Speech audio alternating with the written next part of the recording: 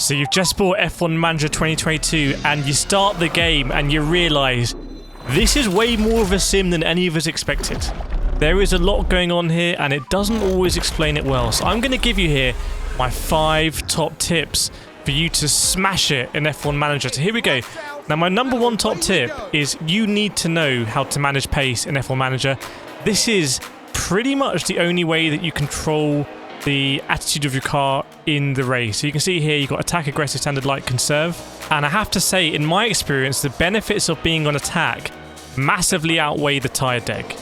And on the flip side of that, the benefits of being conserve are massively outweighed by the loss of pace, if that makes sense. So I'm always erring towards my drivers having more pace, and I deal with the tyre deg through the strategy. Now, of course, if you're stuck in a DRS train or you're stuck behind other cars, that is really the time to try and conserve as much as possible from your tyres. But then again, you might really want to be looking to try and undercut instead, and then you're not so worried about the tyre conservation. But that's the pace. That's very, very, very important. If you didn't know that, let me know in the comments. Let's go on to point number 2. So point number 2 is that it is actually possible to change your strategy on the fly in a race. You can get in the full strategy manager for the tyres. Now I'm going to show you here. Go into strategy view, and if you click on your driver, you can create a new strategy on the fly. Now this isn't really shown. You might not know that button's there, but it's really, really powerful. You can pause the game and you can mess around with the tyres and just see how you're going to adjust your strategy. So here there's been a virtual safety car and I'm thinking, look, can we get Max onto a different strat, maybe hard, medium or something like that. So make sure to use that strategy planner in the middle of the race. It gives you a lot more feedback than just trying to go onto a random tyre. Now top tip number 3 is about a huge mistake that a lot of people are making when they're playing the game. So when you design new car parts, and you need to be designing new car parts unless you want to end up back at the grid, you can add CFD hours and wind tunnel hours, and you have a limited number. So you can see here I've got 60 wind tunnel hours remaining. Now the important thing to know is that those hours are going to reset in just 42 days. So there's no point in me here doing a project with just like 10 wind tunnel hours and half a CFD hour.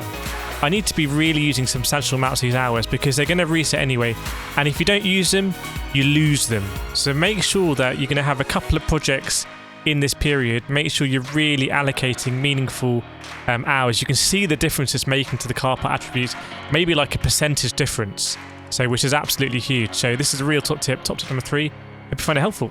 Now top tip number 4, but before we do it, if you're liking this video, please make sure you subscribe, hit that like button, leave me a comment. I want to grow this community. I'm just doing this in my spare time, so please helps me out. But here we go, top tip number 4.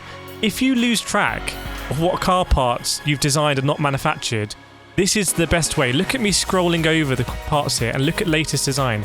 You can see the latest design names and whether we have any quantity. So when you iterate a design, it will go from 2 to 3, whatever. So as I scroll over, you can see all of these parts number 1, apart from the suspension. And as you saw, when I went to suspension, we can see that we haven't manufactured it for the car. So that is, trust me, that is really, really, really helpful when you're designing loads of parts and it's just impossible to keep track of them. Right, let's go to my last tip. Now I'm going to be cheeky here. I'm going to combine 2 tips, which is the investments you make in your facilities and staff will pay massive dividends. So you can see here the wind tunnel update is going to give me massive benefits when it comes to designing. Factory is going to allow me to design more parts. Design center is going to allow me to design more parts. You should be upgrading these from the get-go and just continuing them to upgrade them. And it's a similar story with staff. So you can see here for Sergio Perez's engineer, sorry Hubert, but his stats aren't that great, and it's quite easy to actually just replace him and get a better engineer and who's going to have better stats. And we can see here, just searching for the best engineers in the game, you've got Bono. We all know Peter Boddington, he is the best engineer in the game, and all of his stats like communication, feedback, managing the pit crew, I think as well, we can leverage that for Red Bull. So yeah, 100% here. Look at the staff and make sure you're upgrading your facilities. So I really hope this has helped. If you've got any other top tips, please leave them in the comments.